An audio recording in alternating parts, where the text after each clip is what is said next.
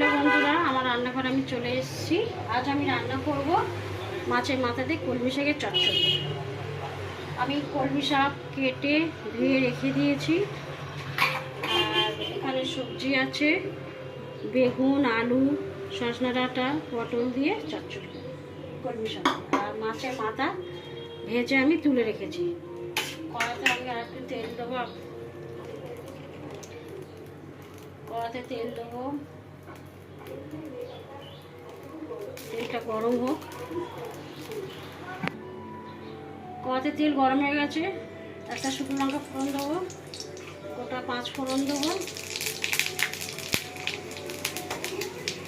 ভাজা ভাজা হয়ে গেলে সবজিগুলো দিয়ে দেবো, ভাজা করে নেবো।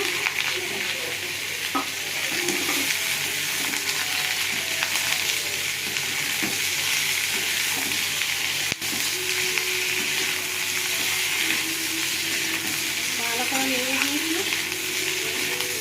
এবার মশলা দিয়ে দেবো। হলুদ গুঁড়ো, লঙ্কা গুঁড়ো,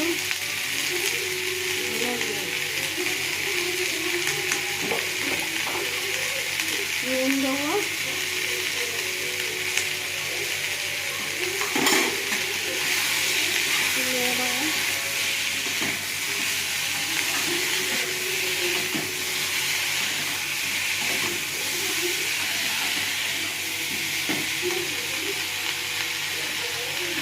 এবার কাঁচা লঙ্কা আর টমেটো দিয়ে দেবো।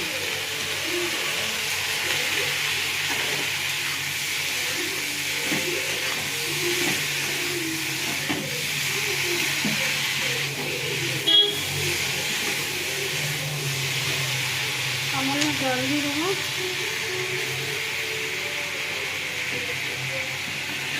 একটু ভালো করে নিয়ে নেবো।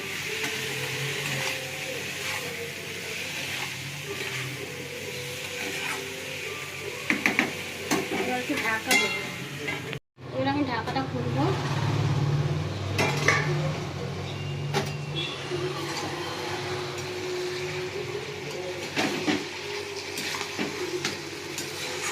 ভালো করে সবজি কষা নিচ্ছি। এবার মাছের মাথাগুলো দিয়ে দেবো। এই মাছের মাথাটা ভালো করে নাড়বো।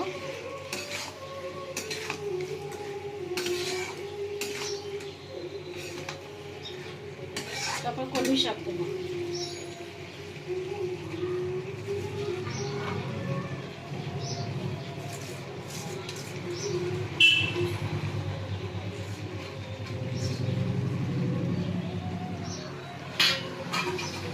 ভালো করে নিয়ে নেব।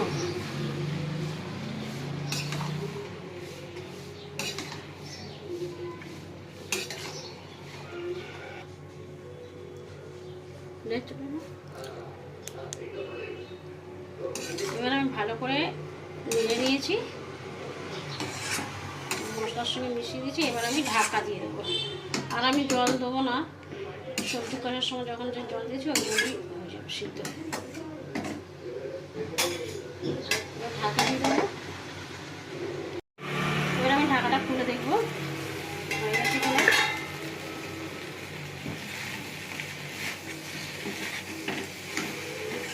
আমার কলমি শাক চচ্চড়ি হয়ে গেছে। এবার আমি নামিয়ে দেবো।